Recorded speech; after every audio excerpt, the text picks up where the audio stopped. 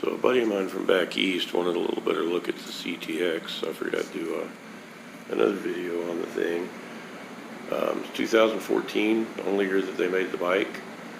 Sort of a test mule for some tech that they used on the newer Goldwings, I think. There's definitely a family resemblance between the bikes. Of course, the Goldwing has the Boxer 6. The CTX has the 1300 V4 lifted from the old ST 1300 sport touring bike, retuned for low-end and mid-range torque. Actually makes more torque and horsepower below 5,000 RPM than the ST did. As far as factory stuff, 130/70/18 front tire, dual discs, 3-piston calipers, link braking, single disc on the rear. I think it's a 2-piston. Like I said, V4, 4N2 exhaust.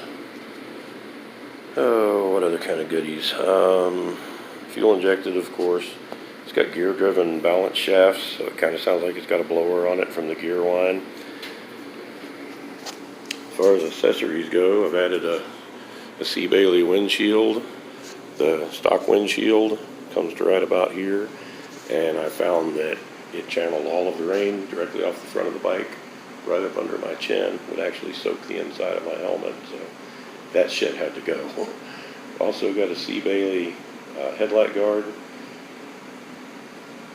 It's functional, but I hate those stupid white Velcro dots. They really should be black, but can't get high temp capable Velcro in black apparently.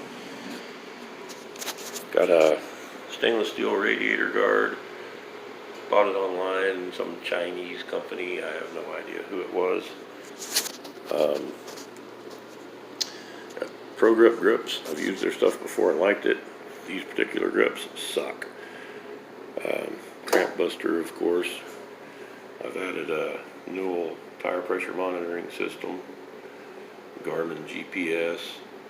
Of course, it's got speedo and tach. I don't have the keys on me. It's got a built-in thermometer and temperature gauge, fuel gauge, a bunch of different trip meters, and you can get instant mileage and average mileage. It'll give you your average speed, your total trip time, all kinds of cool stuff in there. Got a few buttons on the dash, but nothing like the Goldwings, where they're just overrun with buttons. First bike I've ever had with emergency flashers. Also, the horn button and the turn signal switch are reversed in location from every other motorcycle I've ever owned.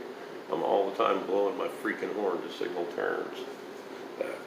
You get used to it eventually, I guess. So, 4 individual throttle bodies on the V4, air boxes in that area, 5.5 gallon gas tank actually under the seat. Believe it or not, the fuel pump just lifts right out. Take out a few bolts, unplug a couple wires. It's easily accessible. Got my tire repair kit stashed under there. Thing's shaft drive, like most of your larger Honda motorcycles anymore. 35-liter side cases. Added a GVV 47 trunk. What else? Rear tires a 250/17. I think I'm probably going to go with a car tire, like a 205/50/17. Bridgestone Ultimax or something when I go to put tires on it. Anyway, great bike, rides nice and all that. The front suspension was pretty choppy when I first got it on sharp bumps. I took the factory anti-vibration weights out of the handlebars and all that smoothed right out. So that was pretty cool.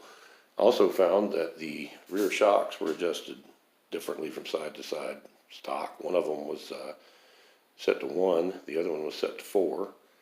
So I readjusted those. I found 3 to be the sweet spot on them. And I guess that's pretty much it. Covered some ground on it, not as much as I would like to have, but yeah, getting old, health's going, so it is what it is.